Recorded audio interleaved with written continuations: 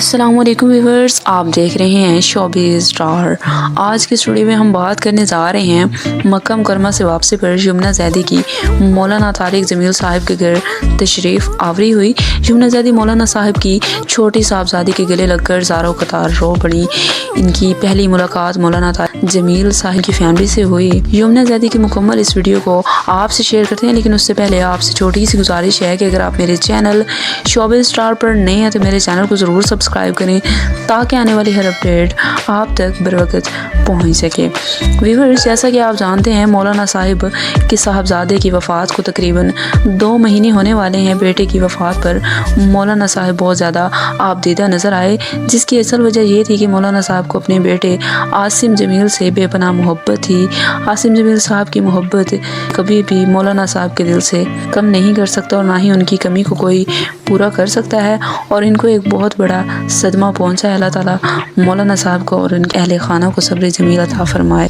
Viewers, मौलाना साहब अपने बेटे की याद में बहुत ज़्यादा अफसरदा थे और बहुत ज़्यादा आपदीदा भी। तो मौलाना साहब सुकून कल्ब के लिए मक्का मुकरमा चले गए।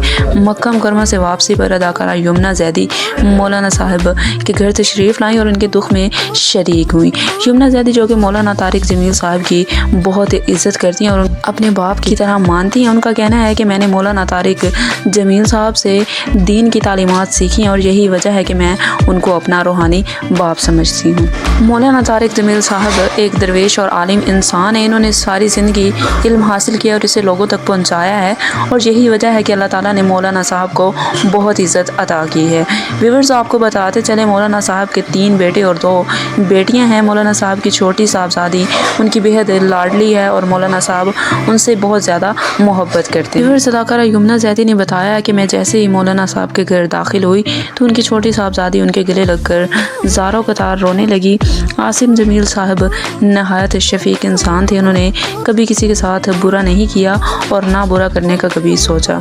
अदाकारा यमुना ज़ैदी ने यह भी बताया कि मौलाना साहब और उनके अहले खाना आसिम जमील साहब की याद में बहुत अफसरदा हैं और मौलाना साहब अपने बेटे के सदमे में इस कदर गुम हैं कि उन्हें दुनियादारी का होश बिल्कुल भी नहीं है।